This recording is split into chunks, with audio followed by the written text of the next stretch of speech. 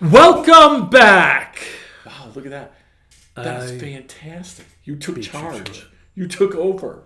It was unavoidable. It was unavoidable. It was unavoidable. We are in 2 Timothy chapter 3. For those of you who stuck with us last time, we are in verses 1 through 9. How about if you read the last part of that, because we dealt with the whole list of things, but how about if you pick it up and finish it up? Verse 6, they are the kind who worm their way into homes and gain control over weak-willed women, who are loaded down with sins and are swayed by all kinds of evil desires, always learning but never able to acknowledge the truth. Just as Jannes and Jambres opposed Moses, so also these men oppose the truth. Men of depraved minds, who as far as the faith is concerned are rejected.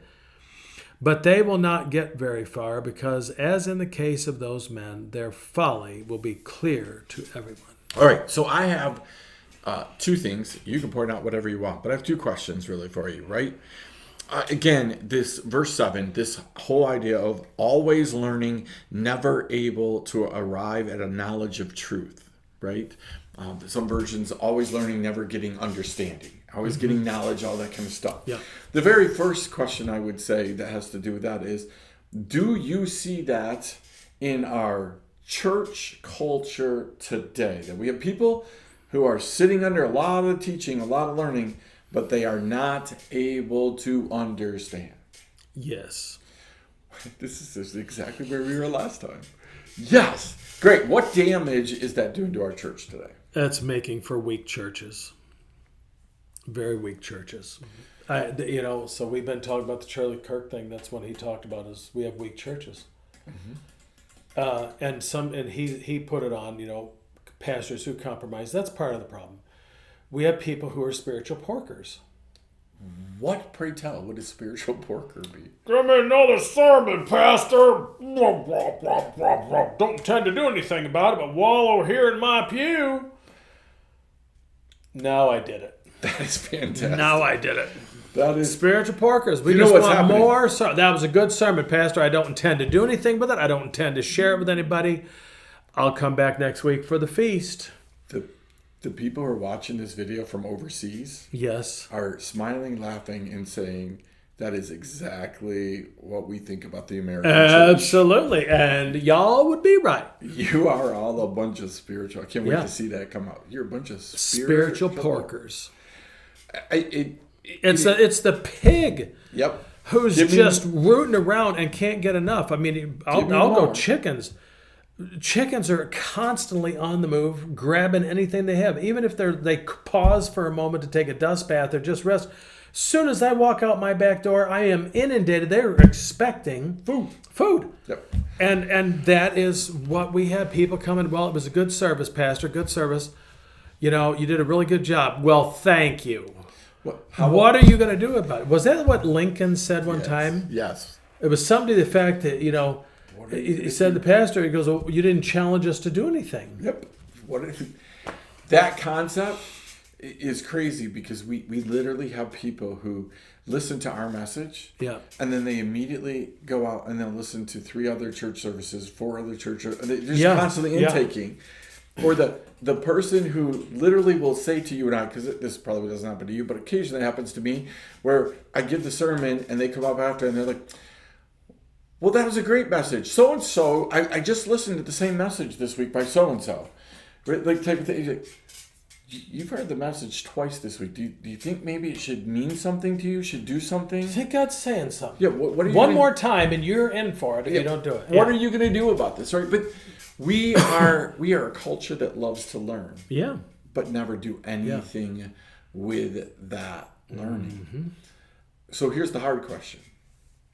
If you are a spiritual porker at church, are you really, truly being a Christ follower? No. And if I would say no.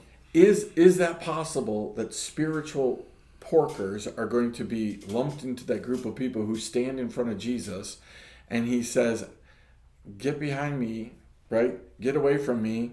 Move to the side. I never knew you. No, he will not.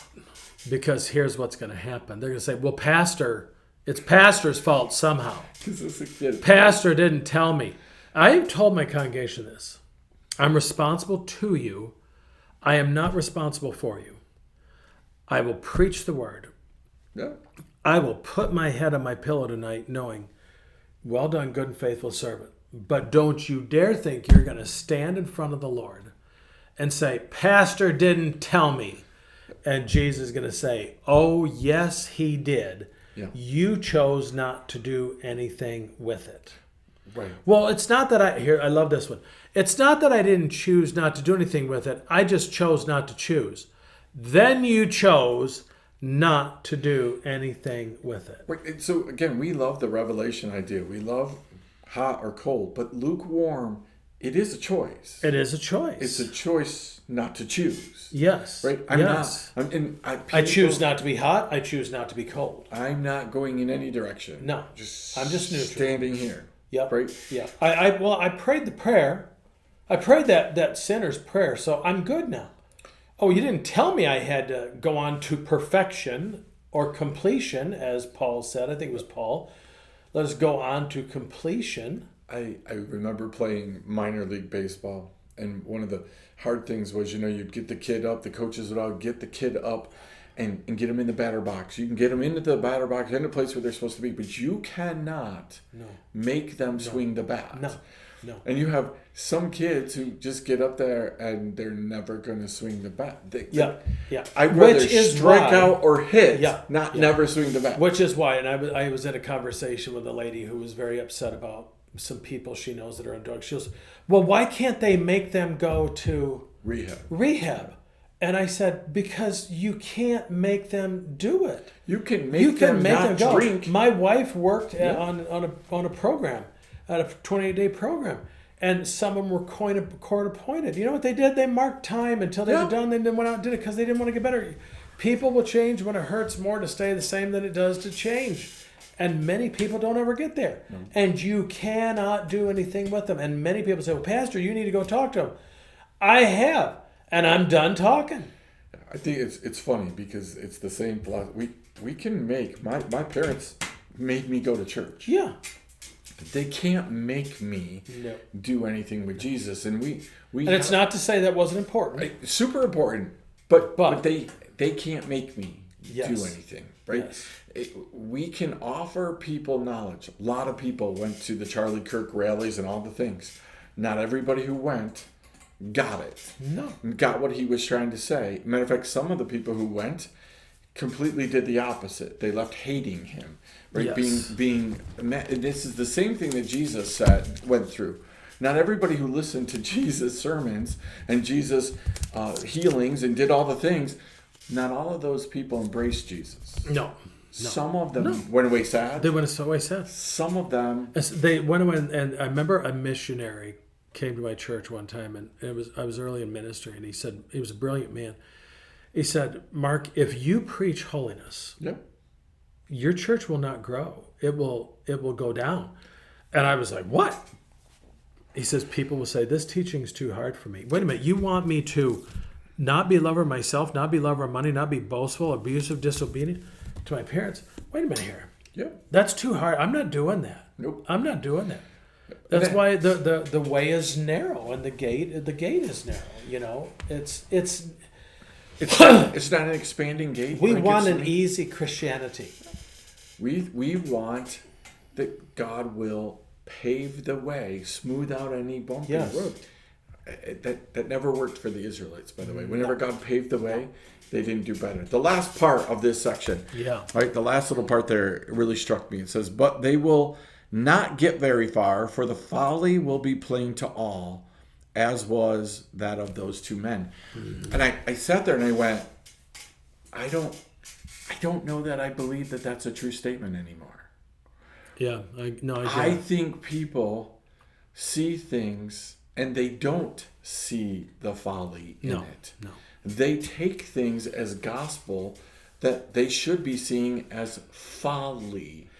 Well, it's one of the things that it's one of my pet peeves. And, when I hear they'll have someone mic'd up, one of these professional athletes who claim to be Christians. And, Yep. and you know, I get a person can get upset and drop an F-bomb. Okay, I'm not saying it's a good thing to do, but, I'm sure for them it's cathartic. It's when they just drop them right and left. And these are people that have a good testimony, but it's like, It's part of their language. it's part of your language. There's a difference between it being part of your everyday language and just, I got mad and I shouldn't have said that, Lord. Sure. And I'm like, you guys are role models to these young people.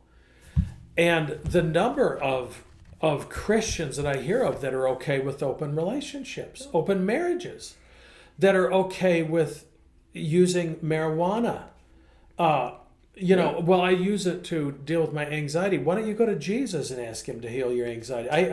Someone told me one time, they said to somebody, I had anxiety and the Lord healed me. Well, I didn't know I could get over it. They never told me I could get over it. They said, you just need...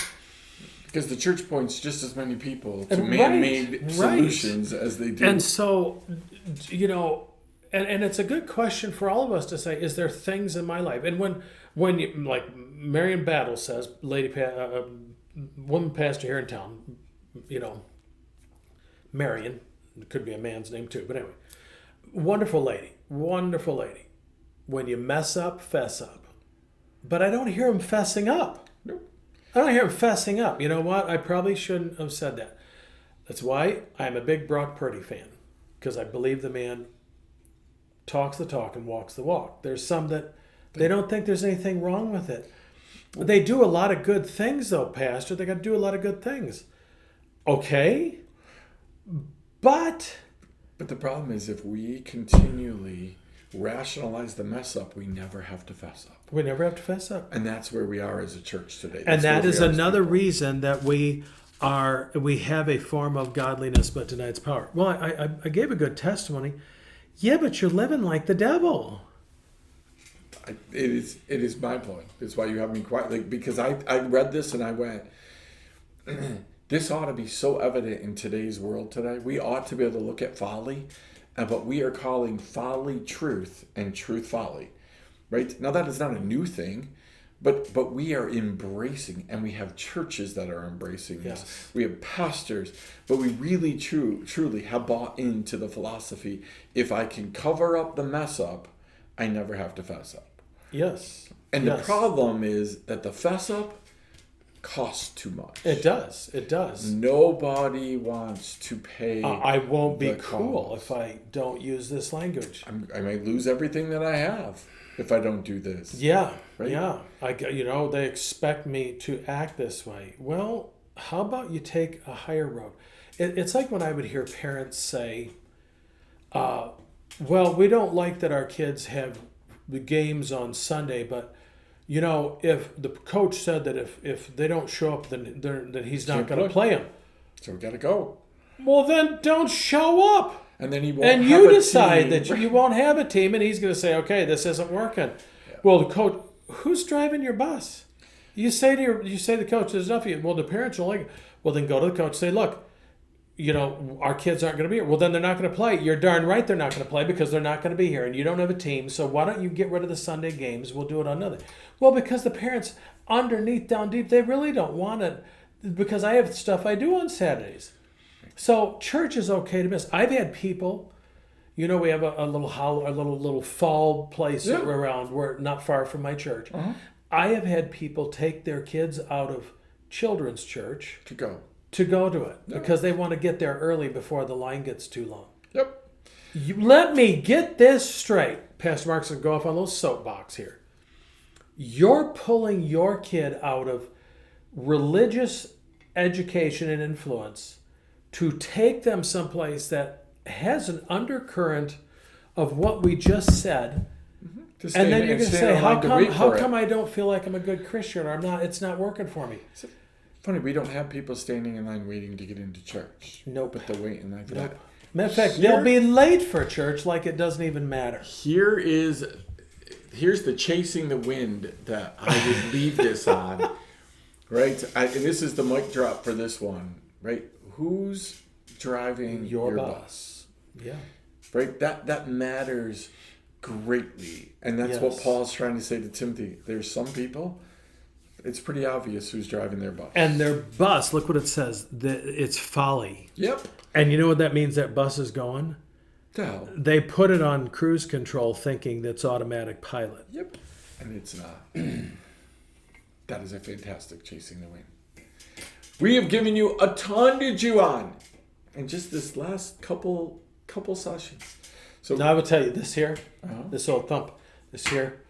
That's my dad. Yeah. That is the Gus Hansen coming out of me when my dad would get on the soapbox. Boy, that had to get going. So that means we better close the video because I'm ready to preach. I'm getting wound up, boys. I'm getting wound up. Whoever his meeting's with, God love them. They are in trouble. Here we go. Yes. We'll see you next time. Counterculture. Grace and peace.